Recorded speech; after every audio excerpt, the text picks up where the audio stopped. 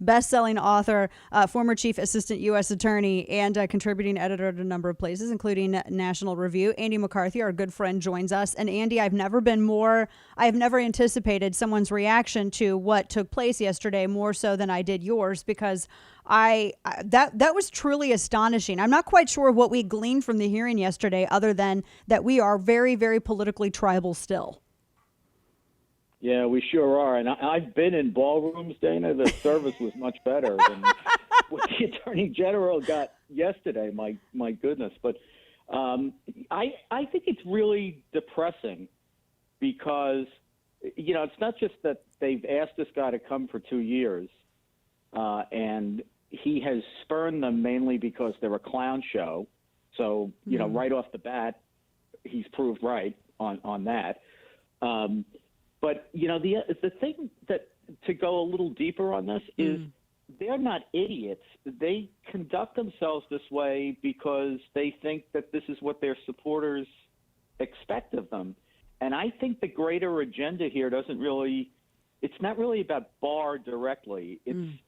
They're trying to create an atmosphere, and God knows the president gives them enough help on this, but they're trying to create an atmosphere where Trump is just seen as so unfit and so monstrous that voting for him would just be inconceivable.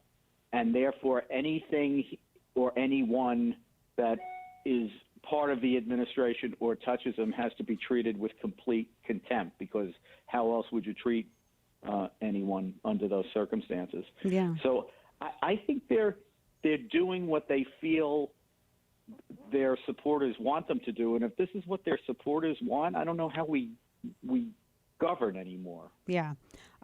One of the things that I took away from what I saw of it, I was on air at the time, but I watched in the morning and I watched as much as I could on break.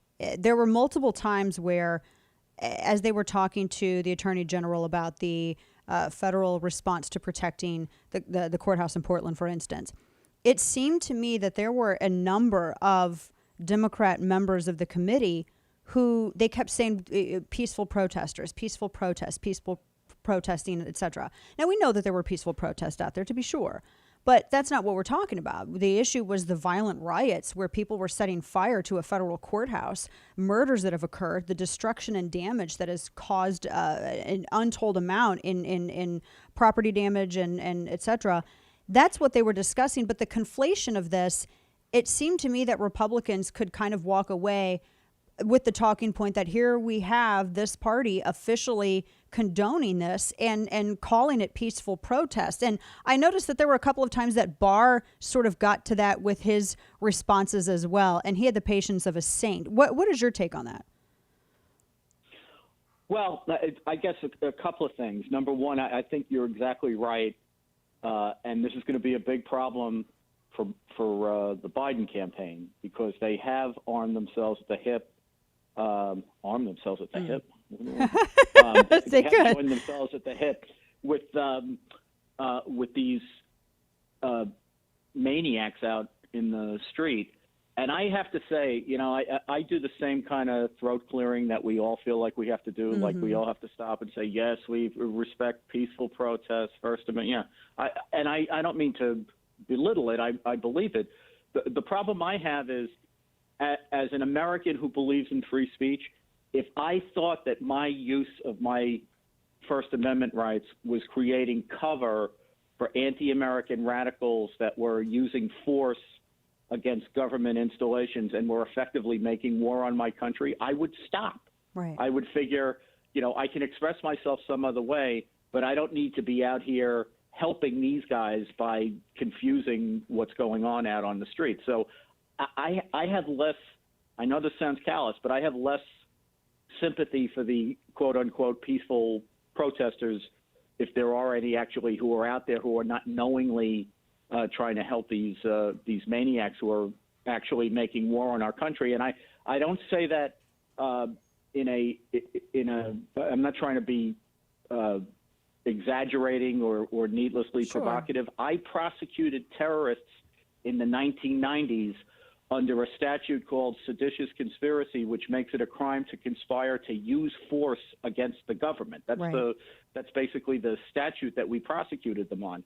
So I think we ought to be taking this stuff very seriously, and it's amazing because I remember, when we did that in the 1990s, it was under the Clinton administration, and the one thing that it seemed like everybody in America could agree with was that if you were making war on the United States, if you were committing terrorism, if you were using force and torching the place, that was something that we could pretty much get together and condemn. And that seems like long ago and far away right now. And if that's where Biden is going to be, I think he's going to have a big problem because, I think Trump does things that really make you scratch your head. But at the same time, I've always thought that the two words that best explain his election are Hillary and Clinton.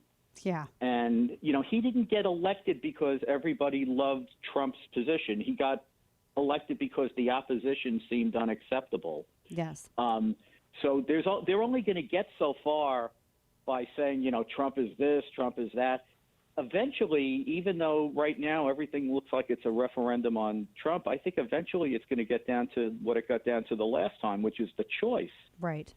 And people feel it necessary to vote for law and order if they feel that the other offering is lawlessness and disorder.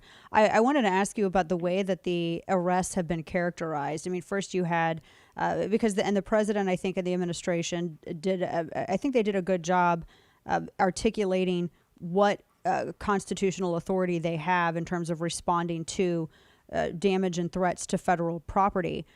But the way that I have seen the characterization of the arrests that have taken place, I'm sure you saw this, Andy, last night. We're talking with Andrew McCarthy. The MSNBC hosts, CNN, et cetera, were all sharing this video of this individual who was arrested because there was a warrant out for this person. This person had committed, as I understand it, like a felony. And so a warrant was issued for this person's arrest. Police happened to find this individual. They took them into custody, and it was characterized as kidnapping. So now the new narrative, and this is legitimized on cable news now, is that any arrest for this, it's a kidnapping by Trump's federal troops, Andy. Yeah, right. Because they're unmarked and they're they're in plain clothes and they're not.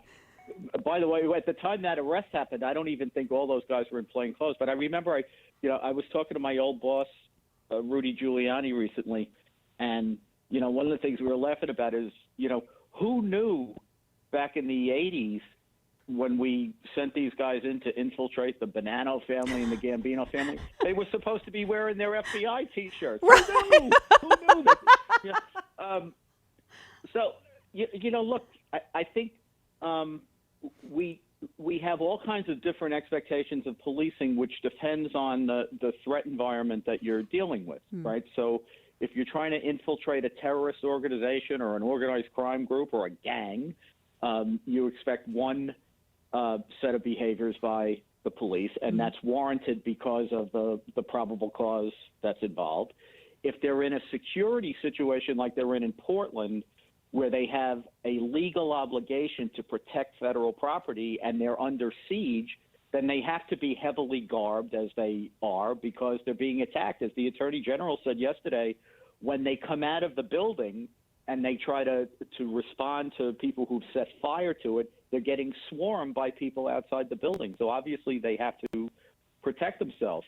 If you're in a normal peacetime domestic law enforcement situation where you have officers who are patrolling on the beat, sure, you expect them to wear uniforms and because their whole purpose of being there is to show the flag and to project the impression that law and order is being enforced and that we have the rule of law, and that's why we have a flourishing economy and domestic tranquility and the like.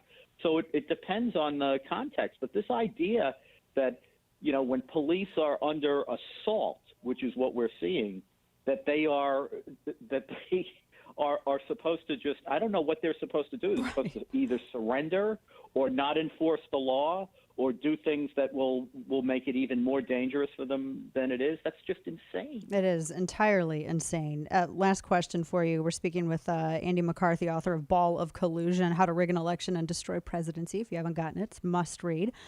Andy, I know you've seen also the numerous videos, and I think that I don't even know how many, I think there's nearly 20 of them now, where individuals are trying to either get to work, come home for work, or just drive somewhere, and they're stopped in the middle of the road by rioters who are shutting down the streets to make some kind of point. And everyone remembers, and if they weren't alive at the time, they definitely can find the video on YouTube where Reginald Denny, this happened to him during the LA riots. He's pulled out of his truck and nearly beaten to death, and he was dealing with brain injuries from that for so long. And nobody wants to be in that particular situation. And so if they try driving away, rioters who jump in front of the car or hang onto the car are shocked when they are injured. What is the legal allowance for this? Because the way that you can't trust cable news to accurately give that information to individuals, and so and people are wondering, what do I do if people are surrounding my car and I don't want to get hurt? Yeah, Dana, there's really no good answer to this other than to say this is why we need to support police and support the rule of law. Yeah. Because if the police don't, if those situations are allowed to exist, you have a lot more rights against the government, your civil rights, than you do against the actions of private people.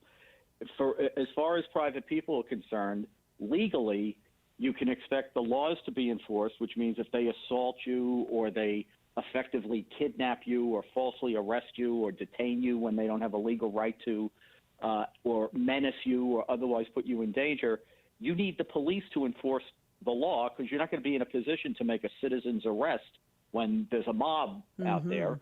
And your other alternative is to, sue people who commit torts against you in civil court. But, a lot of these people are judgment-proof, and it's very hard to sue people. It costs a lot of money. You have to retain counsel. It takes a lot of time. The cases are hard to prove. So, again, I think it goes to, as a practical matter, we could, if this were a law school exam, we could talk all day about, legal things that theoretically could be done. But down here on planet Earth, we need good policing. Right.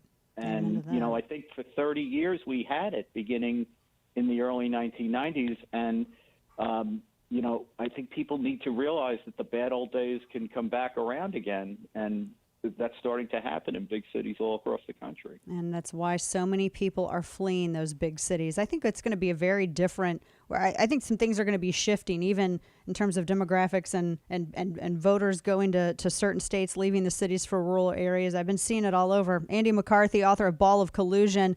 We always appreciate your time with us, Andy, and your expertise. Thank you so much for being generous with us. Have a great week. Thanks.